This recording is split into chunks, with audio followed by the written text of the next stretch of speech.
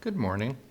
The last time we met, we were talking about the three marks of existence: impermanence, insubstantiality, and dukkha. And I told you that the Buddha said that you shouldn't take his word for it, that you should think about it for yourself and test it out. I think the real world has given us a test of what the Buddha said, that all things are impermanent and insubstantial and don't continue unchanged, and that this makes us suffer. And certainly our class has dissolved, just like a dream, and we've woken up into some other kind of reality. But in this reality, we're still talking with each other. We're still thinking, and we're still going to try to explore these ideas. So to pick it up from last time, we want to start with a little historical context. Remember that what we call Buddhism is known by its practitioners as the Buddha Dharma, the way of the Buddha, and that this arose around the historical life of one Siddhartha Gautama, who woke up, as they say, at the age of 35, around 528 BCE, and became known as the one who woke up. The story goes that after he was enlightened, he was tempted not to teach. It is said he thought like this, quote, "It is too profound and difficult to be taught. It runs too much against the grain of stubborn and all-pervasive delusion. A world so totally caught up in attachment, so used to living in lust and aggression, has too much dust on its eyes, ever to be able to perceive the truth it hides from." Unquote. The story goes on to tell how the god Sahampati then appeared to the Buddha and said there were many genuine seekers of truth with but little dust on their eyes, and if he would turn the wheel of truth on behalf of all beings, countless multitudes would be liberated. And so the Buddha was moved by compassion and agreed to teach, thus showing himself to be a true bodhisattva, who puts the enlightenment of others ahead of his or her own welfare. And this was called the first turning of the wheel of Dharma. He then spent the next 45 years traveling through central India, gaining many followers who became known as the Sangha, the community of monks and lay people. After he died, there was a great council, and the sutras, the writings containing the recollections of what the Buddha had taught, were formed. As time passed, differences of opinion began to arise on how to interpret these early teachings of the Buddha. One of the earliest schools adhered strictly to the monastic tradition and the compilation of what were thought to be the original words of the Buddha, and they were known as the Theravada, the tradition of the elders, which centered its teachings around three sutras, or compilations of teaching discourses known as the Tripitaka, the three baskets of discourse, because they were in baskets. There were scrolls and they were put in baskets. And out of this earliest community developed up to 20 different interpretations, philosophies, or ways of thinking about what the Buddha had taught. But there was always present a movement to return to the original experience of what the Buddha had taught, centered around the three marks of existence, and particularly around the idea of interbeing that we talked about before. So around the 2nd century ACE, a new return to the heart of experience arose, which is called the second turning of the wheel of Dharma. It was centered around the ideal of the bodhisattva, and they called themselves Mahayana, or great vehicle, and called the ones who followed the earlier way, the way of the elders, Hinayana, or small vehicle. Right? Hinayana, Mahayana. And if you remember the metaphor of the raft, in the story of the raft, there's an individual person who takes a raft across to get to the other side, to the shore of liberation. And the Mahayana said, we're going to have a big raft, or almost they would talk about a big ferry boat. And the ferry boat would go back and forth, ferrying people from one bank to the other, right? And that's the idea of the bodhisattva. And there was a wave of new writings that arose at this time, claiming to report the esoteric teachings of the Buddha that had been passed down orally. And it replaced the ideal of the arhat, who aimed to end confusion within themselves and wake up from samsara, with the ideal of the bodhisattva, who wanted to end confusion within themselves and stay to liberate everyone. There was also a move from monastic withdrawal to include wide open situations of all the world. Enlightenment is found in the world, so the world is still with you in monastic retreat. And if that's what you need, then do it. But don't think you're escaping the world, because it's right here. Right? It's right here. And Mahayana and Hinayana began not as separate schools, but as alternate intentions and goals, which were a matter of personal choice. The adherents of each lived and practiced together, and it took many centuries for these differences to coalesce into different schools, which eventually spread into different geographic areas. The Theravada school, which is found in Sri Lanka and most of Southeast Asia, should not really be called Hinayana, because Hinayana originally referred to the commitment of individuals, not to a school of Buddhism. Later, it became incorrectly used as an inappropriate and pejorative term for the Theravada. Theravada is sometimes referred to as Southern Buddhism, while Mahayana is sometimes called Northern Buddhism, because it's to be found in China, Korea, Japan, and Tibet. What then are the different goals? The goal of the Hinayana practitioner is that of ending attachment to self and thereby becoming an arhat who undergoes no further rebirth. Although those on the path of the arhat help others, often extensively, that help ends with the entering of nirvana because the arhat is not reborn. The Mahayana practitioner does not treat arhatship as an ultimate goal and is on the path of the bodhisattva. Okay? The bodhisattva vows, here's the vow of the bodhisattva. For as long as space endures, and for as long as living beings remain, until then may I too abide, to dispel the misery of the world. Now, the various Mahayana schools accept all of the teachings that are found in the Theravada canon. However, the Theravada school rejects the Mahayana sutras and does not recognize the so-called expansive teachings of the Mahayana about bodhisattvas. The Theravada primarily discuss the historical Buddha, Shakyamuni, while the Mahayana pays comparatively more attention than the Theravada to other Buddhas, who stretch infinitely into the past and are also found in other alternate universes. But the scriptures of the Theravada do mention Buddhas prior to Buddha Shakyamuni and Buddhas in other world systems as well. Western scholars often analyze Mahayana Theravada and their schools in Western historical and social evolutionary perspective. If you've taken religious studies classes, that would be the way it would have been approached there. But that's an approach that makes little sense from a Buddhist point of view. Remember the idea that Buddhism is a pragmatic philosophy. In pragmatism, you're interested in how the ideas work out in practice, and you're not really hung up on what labels you put on it, right? Remember the story of the poison arrow. Dude shot with an arrow, and he won't let him pull the arrow out and fix him until he knows who shot the arrow, where it came from, and so on, right? Buddha says you're going to die, right, before you learn all that, right? So the idea is to take whatever kinds of teachings can help you to develop and to use those, right? A Buddhist analysis emphasizes alternate choices for pathway to enlightenment and different levels of enlightenment. If we look at what the two different ferry boats hold in common, or we call it the little ferry boat and the big one, there seems to be little difference, to me anyway. Both accept Shakyamuni Buddha as the teacher. The Four Noble Truths are exactly the same. The Eightfold Path is exactly the same. Paticca-samuppada, or dependent origination, is the same. Both reject the idea of a supreme being who created and governs this world, and both accept the three marks of impermanence, no self, and dukkha, and the practices of Shila, Samadhi, and Prajna we went over before.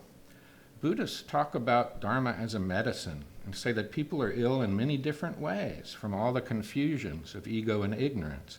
And so the Dharma comes in many different combinations and dosages to suit the condition of the person it's addressed to.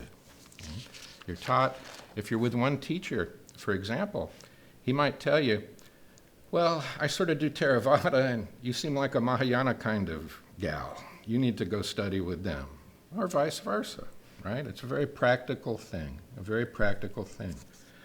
Now, the great symbol of the Mahayana is Prajna Paramita, and here she is, right? sometimes called the mother of all the Buddhas, right? Or as I sometimes think of her, Our Lady of the Void.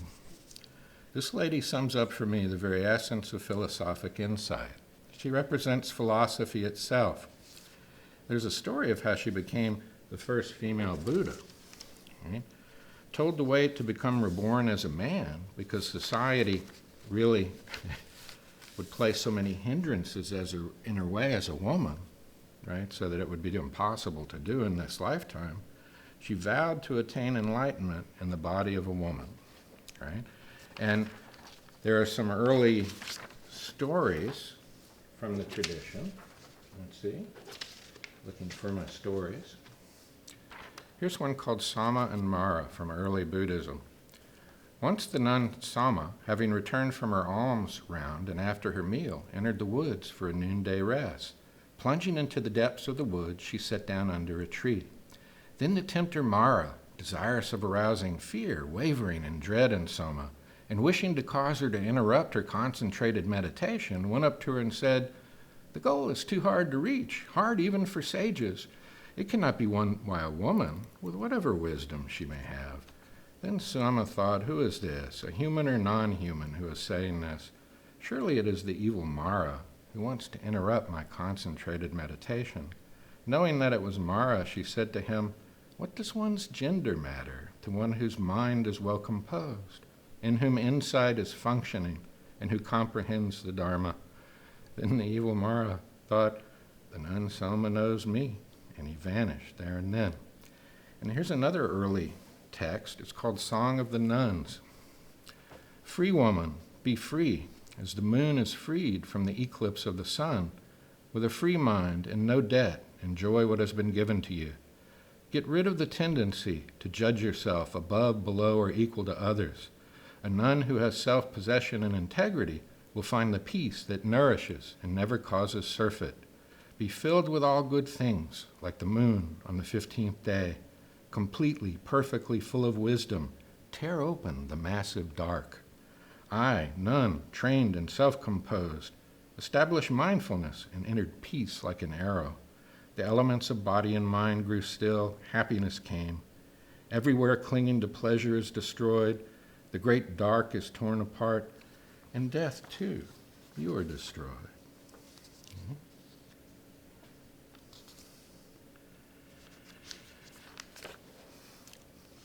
So the Lady Prajnaparamita, and normally, as you know, I'd be giving you handouts and we'd be reading this aloud in class. Sadly, you're not here to read it with me. And I've posted it for you on the Moodle, right? So you can read it, make sure you do, after you watch the lecture, The Mother of All the Buddhas, okay? The lady's constant metaphor, though, is clear light and deep space. She represents the clear, hard-headed, practical compassion that moves beyond comfort into the realm of what is necessary for liberation. And the mother, above all, emphasizes that this here now is the light of reality, that there's nowhere else to go, that there's no other realm to go to, that nirvana is not some magic place that you transcend to, but that it's all here right now, right? There are many stories in the Mahayana that emphasize this, right? And I'll read you a few since you can't read them for me. A monk told Jashu, "I've just entered the monastery. Please teach me." Jashu asked, "Have you eaten your rice porridge?" The monk replied, "I have eaten." Jashu said, "Then you had better wash your bowl." At that moment, the monk was enlightened. Or there's one about a philosophy professor I kind of like. In Tokyo, in the Meiji era, there lived two prominent teachers of opposite characteristics. One, Unshu, an instructor in Shingon, kept Buddha's precepts scrupulously. He never drank intoxicants, nor did he eat after 11 o'clock. The other teacher, Tanzen, a professor of philosophy at the Imperial University, never observed the precepts. When he felt like eating, he ate, and when he felt like sleeping in the daytime, he slept. One day, Unshu visited Tanzen, who was drinking wine at the time, not even a drop of which is supposed to touch the tongue of a Buddhist. "Hello, brother," Tanzan greeted him. "Won't you have a drink?" "I never drink," said Unshu solemnly. "One who does not drink is not even human," said Tanzan. "Do you mean to call me inhuman, just because I don't drink?" exclaimed Unshu in anger. "Then if I'm not human, what am I?" "You are a Buddha," answered Tanzan. And this is one of my favorites. It's called Everything is Best. When Banzan was walking through a market, he overheard a conversation between a butcher and his customer. "Give me the best piece of meat you have," said the customer. "Everything in my shop is the best," replied the butcher. "You cannot find here any piece of meat that is not the best." At these words, Banzan became enlightened. And another one, I think all of them are my favorites. This is called The Real Miracle. When Bankai was preaching at Ryuman Temple, a Shenshu priest who believed in salvation through the repetition of the name of the Buddha of Love was jealous of his large audience and wanted to debate with him. Bankai was in the midst of a talk when the priest appeared, but the fellow made such a disturbance that Bankai stopped his discourse and asked about the noise. "The founder of our sect," boasted the priest, "had such miraculous powers that he held a brush in his hand on one bank of the river. His attendant held a paper on the other, and he wrote the name of Amida Buddha on that paper through the air. Can you do such a wonderful thing?" Bankai replied lightly, "Perhaps your fox can perform that trick, but that is not the manner of Zen. My miracle is that when I feel hungry, I eat, and when I feel thirsty, I drink." And I like what Thich Nhat Hanh says. He's a Zen master. He says, "The real miracle is not to walk on water. The real miracle is to walk on the earth." So, this metaphor of clear light is something we'll think about, because this is also the clear light of the Bardo Tadal you'll be reading so much about in the coming weeks. It's called true mind, or Buddha mind, and the essence of it is found in compassion. Look at the drawing of the lady again, and notice she's not in a lotus position with her legs locked up. She's stepping down, or as I like to think of it, the lady's stepping out. She's stepping out to help, right? She's ready always to step down and help others. Because in this way of thinking, you don't withdraw from the world, but you go out into it to find enlightenment there and to spread it to others there in the midst of life. The Mahayana teaches that enlightenment is always found here and now, wherever your here and now finds you.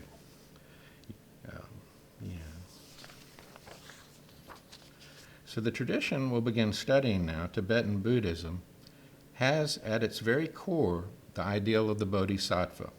And it seems to me that the heart of Buddhist philosophy is found there as well, in the insight of dependent co-arising or interbeing, which is realized not as a theory, but as a truth. If you realize interdependence as a reality, as something that exists whether you like it or not, then from the realization of that reality, compassion follows for a rational being, and you can understand the Bodhisattva's vow. Right?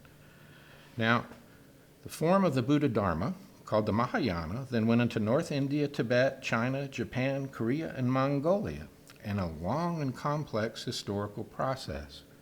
From 300 to 600 ACE, the Buddha Dharma flourished in India. In the 6th century, the Mongols invaded the south, and the Buddhists were driven north. And by the 7th century, the Theravada almost vanishes, except for communities in Vietnam, Burma, Cambodia, Sri Lanka, and Thailand, where this form of the Buddha Dharma continues today. But at the end of the 7th century, in the north of India and into Tibet, another form of the Buddha Dharma arose in the context of the Mahayana tradition. Sometimes it's called the third turning of the wheel of Dharma, and it's known as the Vajrayana, or the diamond vehicle, right? The small vehicle, the great vehicle, and the diamond vehicle. And the diamond vehicle is based on what are claimed to be esoteric truths handed down orally from teacher to students, known as tantras. Now, the word tantra is related etymologically to the concept of weaving and its derivatives, like thread and web and fabric. It indicated the interwovenness of things in action, the interdependence of all existing things, and continuity and interaction of cause and effect in physical, moral, and spiritual realms, which, as Lama Govinda puts it, weaves its way like a thread through the fabric of history and individual lives. So the writings in the Buddha Dharma, which are called Tantra, deal with this interwovenness from the standpoint of the inner reality of things, how microcosm and macrocosm, mind and universe, ritual and reality, matter and spirit, psychology and metaphysics, imagination and reason are related and woven together in human experience, another consequence of the central insight of interbeing. Vajrayana regards Theravada and earlier Mahayana as stages on the way to Tantra. It doesn't reject them, but states you have to recapitulate them in your own experience. You can't be a Vajrayanist without first working through the basics of the path, which the Theravadan tradition preserves in living experience and the Mahayana expands on. Vajrayana moved even further than the Mahayana into acceptance of the world as a vehicle of enlightenment. All experiences, including the sensual pleasures, are manifestations of ultimate reality that we are not seeing clearly and are potential paths to realization. So they had a way of teaching where they would focus on a particular weakness of the practitioner and turn it into a path into reality through discipline. They also emphasize methods of meditation through imaginative visualization, generating mental images in complex patterns that are symbolic of the awakened mind, patterns called mandalas. And not only sight, but sound was employed as well through the use of mantras, patterns of sound symbolizing aspects of enlightened mind, right? Such as the one Taledi Pranya Paramita, Gate Gate Paragate Parasamgate Bodhisvaha. I have a handout for you posted on that Moodle thing we're using, right? And I'll read you a little of it, though. The words are from the Sanskrit language, and it sometimes has been translated as gone, gone, gone beyond, gone altogether beyond. Oh, what awakening! All hail. But other translations are possible depending on how you deal with the words in the grammar and even the intent. So the Dalai Lama states, Gati Gati means go, go. Paragati means go beyond. Parasamgati means totally beyond. And Bodhisvaha can be read as be rooted in the ground of enlightenment. So the Dalai Lama's translation is go, go, go beyond, go totally beyond, be rooted in the ground of enlightenment. Now the last part of the mantra also includes within it the idea of everything going together. Just everyone going together. That you can't go by yourself. You can't be liberated by yourself. So para means beyond, while sam in the Sanskrit can be translated as with, giving us the sense of everyone going together totally beyond to enlightenment. And svaha is an explanation of affirmation and wonder all at once. Something like, yes, amazing, let it be so. Like, as you know, when I saw my new grandson being born right before our eyes, I was thinking, svaha. So we seem to have here the Mahayana sense of the Bodhisattva who refuses to enter full enlightenment until everyone goes along with him. So here's my translation. Go, go, go beyond. Go totally beyond, enlightened with everyone. Wonderful. So be it. Now mantras are used in meditation practice to increase mindfulness, as all Buddhist meditation practices are meant to do. They're not meant to be prayers or magic phrases with mystical powers, though some have taken them this way. To a Dharma practitioner, chanting a mantra just represents another possible tool to focus the mind of a certain type of person on the path to mindfulness. Simply saying the words means nothing unless they are an aid to stillness and clarity of thought in coming to see things how they really are. And in place of, but containing the ideal of Arhat and Bodhisattva was the figure of the Siddha, the tantric master, right? Who practices are decidedly unconventional in many cases. I like the story of one master. He lived in a cave in Tibet, and when students would come to them, he had a basket of rocks, and he would throw rocks at them. And only the ones who would, and he was a good shot apparently, only the ones who persisted would become his students. I myself have often thought of using that for office hours. Okay. Now, there's a nice account of why Tantric Buddhism was called the diamond vehicle. What you look for in meditation, what you try to enter into in realizing mind or the void, is called anidasanam consciousness, which means undivided. Consciousness in an undivided state before the split into subject and object, the move beyond ego and non-ego that the Buddha claims is the end of all suffering. Now that's what glitters out at us when we glimpse reality, and what we see in purity, they say, right after death. This primary clear light is awakened consciousness experienced in fullness. To realize this, the Vajrayana's thought, was to find the philosopher's stone, the precious stone of the transformation of consciousness, right? Just as in ancient alchemy, the story is they were looking to turn lead into gold, but that was a metaphor. They were looking to turn the lead of ordinary mind into the gold of realized mind. In Tantra, this idea of the precious stone or jewel becomes identified with lightning, which is irresistible and invincible, and so is like the diamond, which can cut everything else, but itself can't be cut, as well as being precious and clear. Diamonds and lightning are like the anidasanam consciousness of the fully awakened mind, the lightning stroke of diamond mind symbolized in the Vajrayana thunderbolt. In fact, here's the Vajrayana thunderbolt. So the diamond scepter carried by the lamas became the symbol of highest spiritual power, and the tradition of Buddha Dharma, which places the Tantras in the center of their philosophy, became known as the Vajrayana, the diamond vehicle. The diamond is the primary clear light, which needs to be recognized. Light is a metaphor for shunyata, the void, or tatata, the suchness, that is reality, interbeing. The diamond is the Lady Prajna Paramita, the experience of ultimate reality that is the goal of the Bardo Tadal. And all of life, the Buddha Dharma says, glitters with it, if you can see it. The clear light of the void, seen in those moments when you clearly sense impermanence and interdependence. The moment seen in all life, here and now, wherever your here and now finds you.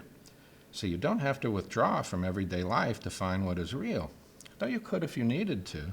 Reality would be there with you too. And you might need to. Right? But reality is everywhere, always there. Well, when you're dying, they say, and everything goes really dark in the world of the senses, for a moment, in the snap of a finger, you see what has been the ground of those moments of light throughout your whole life, the radiance of the clear light of pure reality. Real philosophy, true love of wisdom, seeks what is most real in order to know how to live in the light of it. True philosophy is about liberation. We'll have a glorious time in the last few weeks of our course exploring a book that has enchanted me since I was 10 years old. And there will be no secret about what I want you to pay attention to in terms of the course. In fact, I'm going to read you the final exam so you'll know how to study as you work through your readings and listen to these lectures. It would have been a written in-class exam, but now it'll just be a take-home exam, and she'll email to me. But here it is, somewhere down here. Yeah, here it is. Write an essay that explains the essential philosophical elements of the Tibetan Book of the Dead and their various interconnections. I recommend you organize your essay by going through the narrative of the death process from beginning to end, outlining your essay in terms of the general narrative structure of the text. Begin your essay with an explanation of the literal meaning of the title of the book, Bardo Tadal, coming to you in your next lecture. Make sure you then explain what a bardo is and how, according to Tibetan philosophy, the phenomena of a bardo is experienced not only in death, but in each moment of life as well. You might want to then connect your explanation of the bardo phenomena with a discussion of the three marks of existence and paticca-samuppada, or inner being. In your essay, do not neglect to explain the roles played in the various bardos of death by karma, the nature of reality, as expressed in the metaphor of light, and setting face to face. And always be careful to define or explain a term before you analyze its role. At the end of your essay, comment on what it means to say, know yourself in the bardo. Then answer this question: how is the Tibetan Book of the Dead really a Tibetan book of life? That's what we'll be studying. Thank you for your kind attention.